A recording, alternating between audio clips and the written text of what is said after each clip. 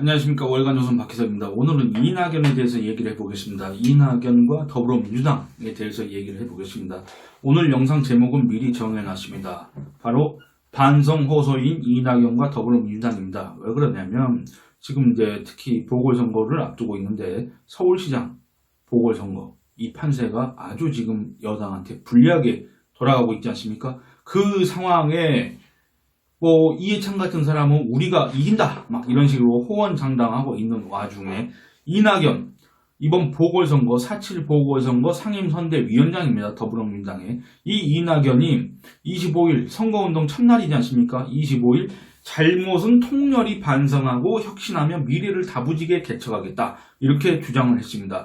이 유세단 출정식을 앞두고 자기 페이스북에다가 절박하고 겸손한 마음으로 국민 여러분을 뵙겠다. 국민 여러분 도와주십시오. 이렇게 했습니다. 부동산 비리를 뿌리 뽑겠다고 했습니다. 부동산 비리? 여러분 지금 현재 국민이 분노하는 부동산 비리가 언제 일어났습니까? 바로 이 문재인 정권 아래에서 일어났습니다. 공직사회를 맑게 고쳐야 하는 시기. 아니 문재인 대통령이 지금 된 지 4년 넘었습니다. 이제 4년 곧 4년 넘습니다. 근데 그동안에 뭐하고 이제 와서 공직사회를 맑게 고쳐야 하는 시기라고 합니까? 4년 동안 뭐 했습니까? 4년 동안 오히려 공직기강이 흐트러졌던 거 아닙니까? 코로나19도 그에 따른 민생과 경제의 고통도 빨리 끊어야 하는 시기. 맞습니다. 정말 빨리 끊어야 됩니다.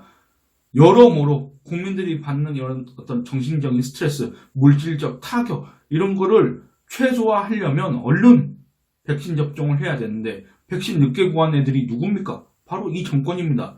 저 같은 사람은 올해 안에 지금 맞을 수 있을까 없을까도 모르겠습니다. 다른 나라들은 무슨 집단 면역을 우리보다 경제력이 우수한 높은 이런 나라를 얘기하는 게 아닙니다. 우리보다 현저하게 떨어진 나라들도 집단 면역을 형성했네 안 했네 마스크를 곧 벗네 안 벗네 이런 얘기를 하고 있습니다. 그 와중에 우리는 백신 접종을 언제 할지도 모르고 있지 않습니까?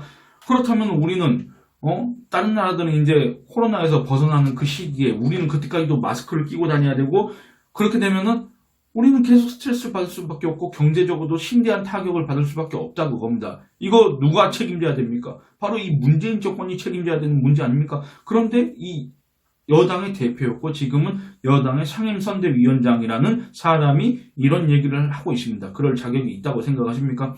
서울시의 대전환을 해야 된다. 이런 얘기를 또 이낙연이 했습니다. 서울시의 대전환? 이게 뭔 말이냐면 지난 과거 10년 동안 박원순이라는 사람이 서울시장을 했습니다. 더불어민주당 소속의 박원순이가 서울시장을 하면서 서울시가 정체됐지 않습니까? 그럼 이거 전환을 이뤄야 됩니다. 그것도 아주 큰 전환, 대전환을 해야 되는데 이 대전환을 해야 되는 주체가 누구입니까? 바로 서울시민인데 그 서울시민의 선택을 갖다가 더불어민주당으로 다시 해달라? 지금 이 얘기를 하는 겁니까? 이게 논리에 맞습니까? 그리고 이낙연 이렇게 얘기합니다. 앞으로 가자는 후보와 뒤로 가자는 후보가 겨루고 있다. 시장 임기 1년을 일만 하겠다는 후보와 정부를 공격하며 세월 보내겠다는 후보가 맞붙었다. 부동산과 몸가짐이 깨끗한 후보와 그렇지 못한 후보가 맞섰다. 앞으로 가자는 후보, 일만 하겠다는 후보, 깨끗한 후보를 선택해달라. 이렇게 합니다. 물론 더불어민주당이니까 그 소속이 박영선 후보를 지지해달라는 얘기로 들리지만 글쎄 서울시민, 우리 국민의 생각은 좀 다를 수도 있다. 이거를 유념해야 됩니다. 이낙연이는. 깨끗한 후보, 일만 하겠다는 후보, 과연 그게 누굽니까? 이거는 시민들이 판단할 문제입니다.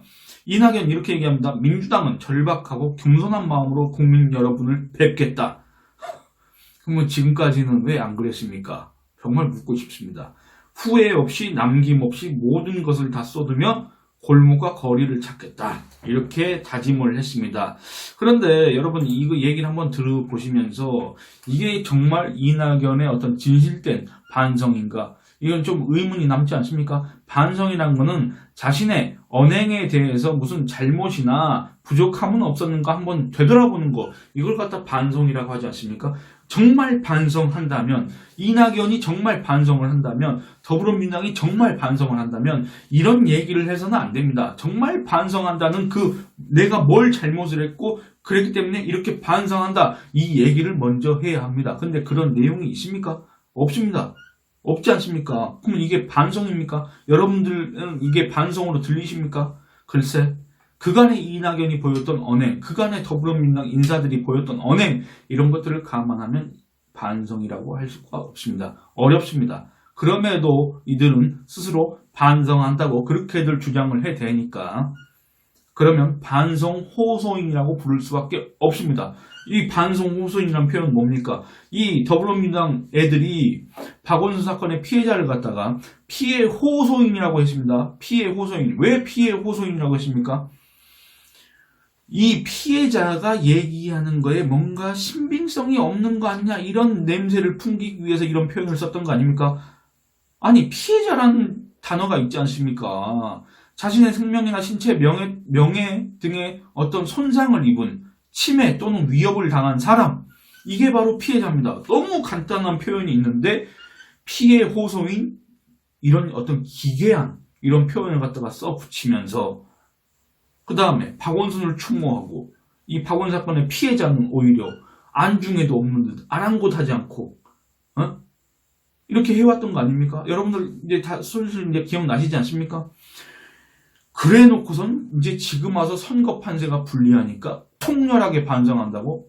이게 진심입니까? 아닙니까? 당연히 진심이 아니라고 생각을 합니다. 그러면 제가 이 이낙연의 반성을 계기로 해가지고 그동안에 이낙연을 중심으로 해서 더불어민주당 인사들이 과연 어떤 행태를 보였는지 한번 여러분들과 한번 되짚어 보도록 하겠습니다. 2020년 7월 10일 이낙연은 페이스북에 이렇게 썼습니다. 그 전날에 박원순이 이제 스스로 생을 마감했다는 그 날이 7월 9일이고 그 다음날 이낙연이 페이스북에다 글을 쓴 겁니다. 안식을 기원한다. 누구의 안식을 기원합니까? 바로 박원순의 안식을 기원한다는 얘기입니다. 유가족들께 위로의 마음을 전한다. 마음이 아프다. 박원순 시장님의 명복을 빈다. 이렇게 했습니다. 7월 13일에는 이렇습니다. 서울시청 앞에서 연결식, 박원순 연결식이 열렸습니다. 그 동안에 5일 동안에 박원순 장례식이 서울특별시장, 서울시민의 세금으로 열렸습니다. 그리고 나서 연결식이 열렸는데 여기에는 이해찬, 당시에 더불어민주당 대표 이해찬과 이낙연, 당권 주자들이 다 모였고 더불어민주당 지도부가 또 총출동을 했습니다. 이 자리에서 박원순 장례식 공동위원장을 맡았던 이해찬이는 뭔 얘기를 했느냐면은 열정만큼이나 순수하고 부끄러움이 많았던 사람이기에 그의 마지막, 박원순의 마지막 길이 너무 아프고 슬프다. 나의 오랜 친구 박원순 시장님 한평생 정말 고생 많았다. 이렇게 조사를 했습니다. 이 행사 연결식 고민정이 맡았습니다. 더불어민주당에서 의원하고 있는 고민정이 있지 않습니까? 이 고민정이가 또 뭐라고 했냐면 이제 손을 잡을 수도 얘기 나눌 수도 없지만 남아있는 우리가 해야 할 일, 만들어갈 세상은 무엇인지 다시금 생각하게 된다면서 울먹거렸습니다. 그리고 이 고민정은 그 3일 전에 자기 페이스북에다가 박원순과 관련해가지고 하루 종일 마음 한켠이 쓰라리다 이렇게 적었습니다. 그리고 연결식이 끝나고 나서 이제 박원순 시신을 화장하려고 추모공원에 갔습니다. 여기에도 민주당 인사들이 총출동을 했습니다. 여기에서도 또 추모식이 열렸습니다. 여기에 이낙연도 참석을 했습니다. 추모식 사회 고민정이 맡았습니다. 이렇게 해놓고 그 사이에 그걸 지켜보는 피해자의 심정은 어땠겠습니까? 뭔가 이 대한민국 사회에서 자기 혼자 고립되고 자기 혼자 뭔가 사회적으로 매장당한 것 같은 그런 느낌이 들지 않았겠습니까? 그런데 여기에 대해서 더불어민주당 인사들이 피해자의 처지, 피해자의 입장을 생각한 이게 처신입니까? 그렇지 않다고 생각합니다. 그리고 그 박범계, 지금 법무부 장관은 박범계 있지 않습니까? 박범계는 박원순과 관련해서 뭐라고 했냐면 참여정부 출범 때부터 뵙고 맑은 분이시기 때문에 세상을 하직할 수밖에 없지 않았나라는 느낌이 든다. 이렇게 얘기를 했습니다. 맑은 분이었다고 합니다. 박원순한테. 이런 사람들입니다. 박원순 장례식이 끝났습니다. 그 이후에 이낙연의 처신에 대해서 한번 살펴보도록 하겠습니다.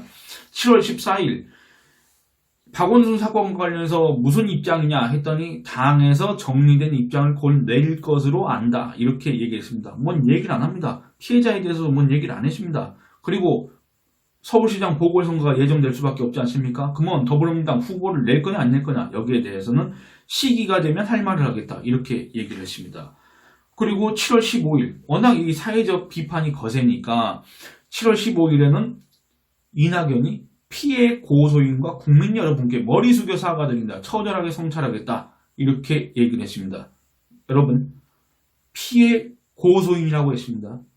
피해자란 말이 분명히 있는데 그거를 동아일보 기자 출신인 이낙연이 모를 리가 없을 텐데도 피해 고소인이라고 했습니다. 여러분, 피해 고소인이란 말을 그 전에 한 번이라도 들어보신 일이 있는지 그걸 잘 모르겠습니다. 저는 처음입니다. 어쨌든 이렇게 했습니다. 근데 또 그날 자기 페이스북에다는 이렇게 적었습니다. 박 시장님의 장례를 무겁게 마무리했다. 고인을 보낸 참담함을 뒤로하면서 이제 고인이 남기신 과제를 돌아봐야 되겠다. 이렇게 적었습니다. 과연 그러면 처절하게 성찰하겠다고 한 이 이낙연의 말이 여러분 진심으로 들리십니까? 7월 16일 이낙연이 썼던 피해 고소인이란 표현에 대해서 또 비판, 지적이 제기됐습니다. 여기에 대해서 이낙연 기자들의 질문을 받고 여러 생각 끝에 그렇게 쓴 것이 현실 아니냐, 더 설명이 필요치 않아 보인다. 이렇게 얘기했습니다. 일축해버렸습니다. 이게 반성하는 태도입니까? 이게 처절하게 성찰하겠다고 했던 그 전날에 처절하게 성찰하겠다, 머리 숙여 사과한다고 했던 사람의 태도입니까? 7월 21일 이재명이 무공천을 주장했습니다.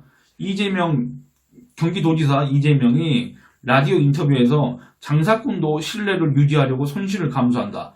서울시장, 부산시장 보궐선거에 더불어민주당이 공천을 하지 않는 게 맞는다. 이렇게 얘기를 했습니다. 그랬더니 이낙연이 대노를 했습니다. 정면 반박을 했습니다. 원래 이낙연의 별명 엄중낙연이지 않습니까? 뭐 말을 안 합니다. 맨날 엄중하게 지켜보겠다 이런 얘기밖에 안 했는데 갑자기 즉각적으로 반발하고 나섰습니다. 뭐라겠냐? 공천 여부를 결정해야 하는 게 연말쯤 될 텐데 그걸 몇 개월 끄집어 당겨서 미리 싸우는 게 왜 필요한가? 여러분, 공천 여부를 결정해야 될 필요가 없습니다. 민주당, 더불어민주당 당원에 의하면 더불어민주당은 후보를 내서는 안 되는 그런 입장이었습니다. 그런데 이낙연은 이때 벌써 연말쯤 공천 여부를 결정한다 이런 얘기를 한 겁니다. 그러면 이거는 어떻게 생각할 수밖에 없습니다. 이낙연은 박원순 사건이 있든지 말든지 더불어민주당이 꼭 후보를 내야 된다 이런 입장을 은연중에 넌지시 내비쳤던 거 아닌가 이렇게 생각할 수밖에 없지 않습니까? 그 이후에 이낙연의 언행을 보면은 이런 추측이 합리적이라고 생각이 됩니다. 그래서 결국에는 11월 2일 그 전에 더불어민주당이 당원들을 상대로 서울시장, 부산시장 후보 공천 당원들의 의지를 확인하겠다면서 무슨 설문조사를 했지 않습니까? 그래 놓고서는 이 결과를 얘기하면서 보궐선거 후보를 내려고 하는 것은 유권자 선택권을 존중해드리는 게 공당으로서 책임있는 자세라고 생각하기 때문이다. 철저한 검증과 공정한 선출로 가장 유능한 후보를 찾아 유권자 앞에 세울 것이다. 이렇게 얘기를 했습니다. 이 와중에 이 사람들이 어떤 피해자의 고통 이런 거를 갖다가 신경 쓰는 이런 모습 혹시 보신 적 있습니까? 어떻게 하면 우리가 서울시장 선거를 이기고 부산시장 선거를 이기고 이런 얘기만 했던 거 아닙니까? 어떻게 하면 이 야당의 공세를 갖다가 획기적으로 전환하고 어떻게 하면 표를 더 끌어모을 수 있을까? 이 얘기했던 거 아닙니까? 선거 국면에 닥쳐서도 이낙연이 막 어디 각지에 돌아다니면서 서울에 아는 사람이 있으면 우리 당 지지해달라고 부탁 좀 해달라 막 이런 식으로 지지를 호소하고 그 다음에 각 지역위원장한테 나중에 공천할 때 지금 요거 연고자 찾는 거 서울 지역에 연고자 해가지고 더불어민주당 후보를 찍으라고 이렇게 하는 걸 갖다가 공천 점수에 반영하겠다 이런 식으로 지금 더불어민주당이 하고 있지 않습니까? 여러분, 이게 지금 반성하는 태도입니까? 이게 비단 박원순 사건을 지금 제가 얘기했지만 이게 비단 그런 문제가 아니다 그겁니다.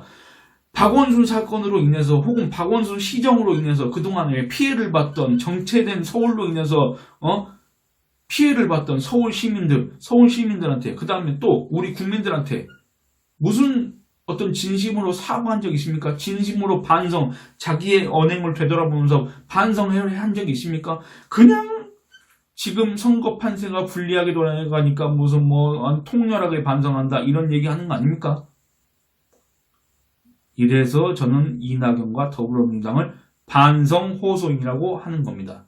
반성 호소이긴 한데 그게 정말 진실된 반성인지 아닌지 판단하실 주체는 바로 국민 여러분이고 그거를 믿을 수 있다, 믿을 수 없다 이렇게 결정을 내려서 결국에는 투표를 하는 주체도 바로 국민 여러분입니다. 그래서 이게 중요한 겁니다. 그게 바로 국민의 힘입니다. 이건 정당명이 아닙니다. 대한민국 헌법 1조 2항이 명시하고 있는 바로 주권자의 힘입니다. 예, 오늘은 이만 줄이겠습니다. 감사합니다.